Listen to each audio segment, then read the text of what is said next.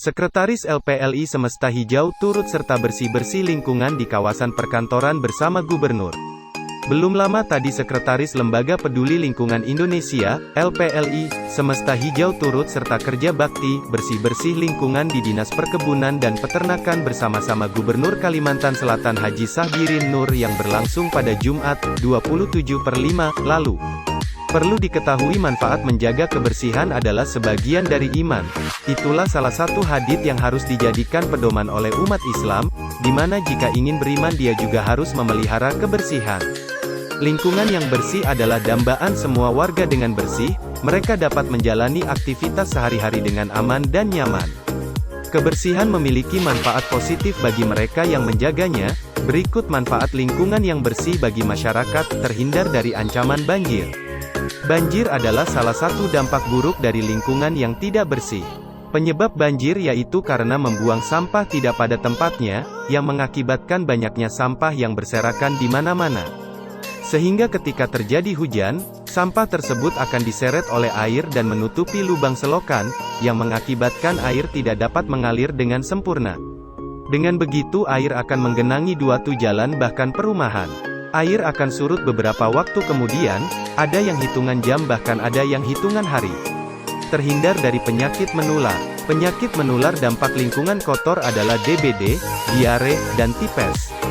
Penyakit tersebut jika tidak diobati dengan benar akan berujung pada kematian. Banyak masyarakat yang takut terhadap ancaman, namun masih sedikit yang melakukan pencegahan terhadap faktor risiko penyakit tersebut. Hal ini yang mengakibatkan, masih banyaknya penyakit yang disebabkan karena lingkungan yang tidak bersih. Hanya kerugian yang kita dapatkan jika tidak menghindari penyakit tersebut. Dengan melakukan pencegahan-pencegahan seperti memelihara kebersihan lingkungan sekitar dengan tidak membuang sampah sembarangan, bak sembarangan, dan lain sebagainya, kita mampu untuk menghindari penyakit-penyakit tersebut. Lingkungan yang bersih akan membuat kita hidup aman, nyaman, dan tentram. Lingkungan menjadi lebih rapi dan nyaman untuk ditempati.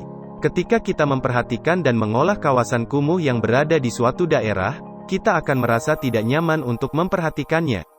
Bukan hanya itu, mendekat saja kita merasa enggan, karena bau yang ditimbulkannya. Seperti itulah penilaian orang terhadap lingkungan yang tidak bersih. Orang akan memberi penilaian terhadap diri kita jika mereka melihat tampak luar dari diri kita, seperti kawasan yang ditempati. Agar orang atau tamu-tamu kita merasa tidak enggan untuk memasuki kawasan rumah kita, sebaiknya kita menjaga kebersihan lingkungan. Tidak sulit untuk memulainya, hanya dengan membuang sampah pada tempatnya terlebih dahulu. Dengan begitu lingkungan kita akan menjadi lebih rapi dan nyaman untuk dilihat. Meningkatkan kesehatan jasmani dan rohani. Kebersihan adalah modal utama kesehatan jasmani dan rohani.